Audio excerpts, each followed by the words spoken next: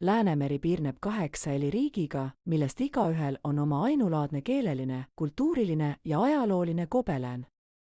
Balti riigid Eesti, Läti ja Leedu toovad endas keskaegse võlu ja elava modernsuse segu oma ajalooliste pealinnade Tallinna, Riia ja Vilniusega, elavate sadamate ja karmide rannajoontega.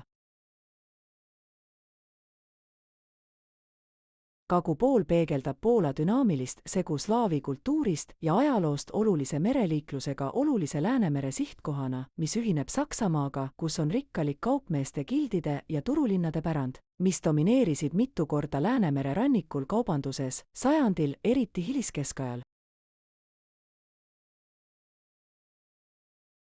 Läänes asub Skandinaavia, Taani ja Rootsi on tuntud oma rikkaliku viikingipärandi ja merendusajaloo poolest. Lõpuks näitab vapustavate saarestiku ja sügavate metsadega Põhjamaa Soome sügavat sidet loodusega ja tugevat keskkonnakaitse traditsiooni. Meie ühise merega Läänemere piirkond on ajaloo ja kaubanduse ristumiskoht, kus traditsioonide ja uuenduste koosmõju kujundab jätkuvalt nende rannikurahvaste identiteeti. Meie 8 riiki moodustavad koos elava kogukonna, mida ühendavad Läänemere veed, millest igaüks aitab kaasa selle tähelepanuväärse maailmaosa, meie erilise paradiisinurga, ainulaadsele iseloomule. Suur 5. Läänemere piirkonna väljakutsed. Läänemeres õitsevad hapnikku imevad vetikad tänu taluväetistele ja ülepüügile. Neid õitsenguid toidavad sellised toitained nagu fosfor ja lämmastik põllumajandusväetistest ja reoveest. Vihma korral uhutakse merre taluväetisi. Reoveepuhastid juhivad jäätmeid ka Läänemere ökosüsteemi. Selle tulemusena on Läänemerel praegu 7 maailma 10 suurimast meresurnud tsoonist, alad, kus merehapnik on ära kasutatud merepõhjabakterite poolt, mis lagundavad surnud vetikate vihmamassi. Suured vetikate õitsengud mõjutavad kogu ökosüsteemi. Mere ökosüsteemide omavaheline seotus näitab eutrofeerumise mõju toiduvõrgule, suuremad kalad, nagu tursk, söövad kilu, väikesed heeringalaadsed liigid, kes söövad mikroskoopilisi mereloomi, mida nimetatakse zooplanktoniks, mis omakorda söövad vetikaid. Ülepüügi tõttu kaovad kalad ja muud mereloomad, kes vetikaid söövad, võimaldades õitel kasvada ja levida. Ülepüük on see, kui kalalaevad eemaldavad kalad ja muud mereloomad sellisest veekogust nagu Läänemeri kiiremini, kui liik suudab looduslikult paljuneda, mis põhjustab tervete mereökosüsteemide ja toiduvõrgu häirimist. Ülepüük kujutab endast suurt ohtu miljonite inimeste toiduga varustamisele ning on katastroofiline kalavarudele ja ka kalapüügikogukondadele, kes sõltuvad meresaagist. Ookeanipõhja kraapimine kutselise kalapüügi käigus on laastav liikidele, kes vajavad merepakutavat elupaika.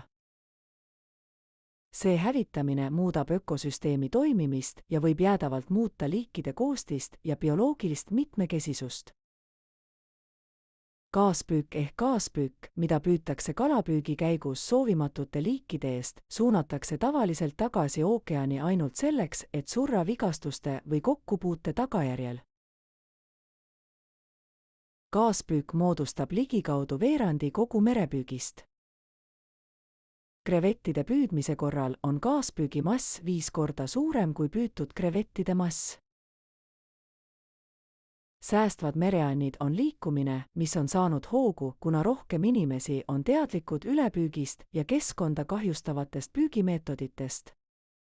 Säästvad mereannid on kas kalastatud või tehistingimustes kasvatatud mereannid, mis suudavad säilitada või suurendada tootmist tulevikus ilma ökosüsteeme ja elupaiku ohustamata. Läänemeri on üks saastatumaid meresid maailmas, kus on märkimisväärne saastumine selliste ohtlike ainetega, nagu raskmetallid, püsivad orgaanilised saasteained ja mikroplast. Need saasteained satuvad merre inimtegevuse, turismi, tööstuslike heitmete, põllumajanduse äravoolu, olmejäätmete ja laevanduse kaudu. Kui saasteained kogunevad merekeskkonda, kujutavad need endast ohtu mereelustikule, ökosüsteemidele ja inimeste tervisele. Need võivad põhjustada pikaajalisi kahjustusi reproduktiivsüsteemidele, häirida eluslooduse endokriinseid funktsioone ja viia toksiinide kogunemiseni toiduahelasse, mõjutades nii elusloodust kui ka mereande tarbivaid inimesi. Eelkõige mikroplastist on saanud oht inimese toiduahelale. Nad sisenevad mulda, kus taimed kasvavad. Need kogunevad toiduvõrku, kuna neid alla neelanud väiksemaid organisme söövad ära suuremad kiskjad või mereloomad, kes võivad mikroplasti toiduga ekslikult pidada.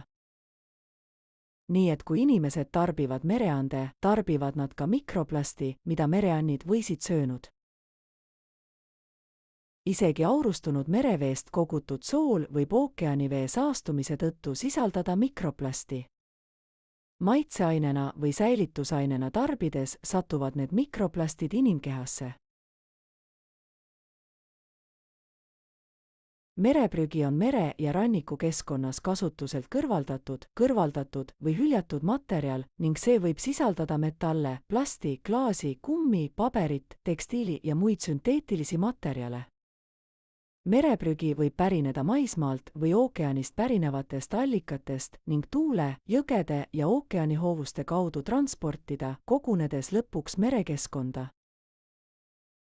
Mereprügi, eriti mahajäetud plastvarustus, mida nimetatakse kummitusvõrkudeks, on kasvav probleem Läänemeres, kus see võib püsida sadu aastaid. Varem valmistati nöörist kalavõrke, kuid alates 1960 aastatest on need valmistatud nailonist, materjalist, mis on palju tugevam ja odavam. Nailon on plastik, mis ei lagune. See tähendab, et ookeani kadunud kalavõrgud püüavad kala veel aastaid. Seetõttu hukkub või vigastatakse igal aastal sadu miljoneid mereloomi kalavõrkude reostuse tõttu. Mereprügi mõjutab mereelusiku alla neelamise, takerdumise ja elupaikade halvenemise kaudu. Eelkõige võib mikroplastik sattuda toiduvõrku, millel võivad olla tagajärjed mereorganismide ja inimeste tervisele. Plastreostus kahandab ka Läänemere esteetilist väärtust, mõjutades turismi ja vaba aja veetmist. Invasiivsed liigid kujutavad endast märkimisväärset väljakutset Läänemere ökosüsteemile ja bioloogilisele mitmekesisusele. Läänemerre sattudes võivad võõrmereloomad häirida ökosüsteemi loomulikku tasakaalu, konkureerida kohalike liikidega ning põhjustada ulatuslikke ökoloogilisi ja majanduslikke mõjusid. Ballastvesi aitab laevu stabiliseerida ja tasakaalu hoida, see on üks peamisi invasiivsete liikide Läänemerre toomise viise.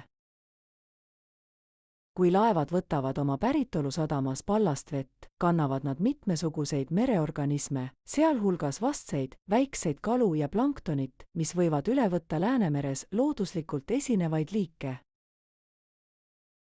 Invasiivsed liigid kinnituvad ka laevakere külge ja asustatakse laeva sadamasse jõudes Läänemerre.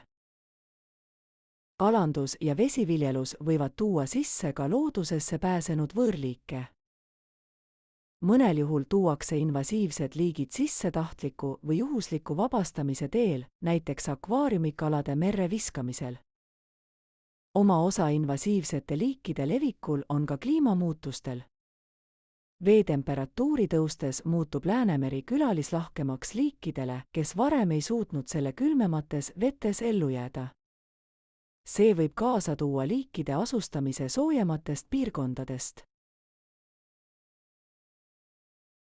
Läänemere tervis ja heaolu koos sellega seotud jõgede ja järvede eest on jagatud vastutus, mis ületab piire.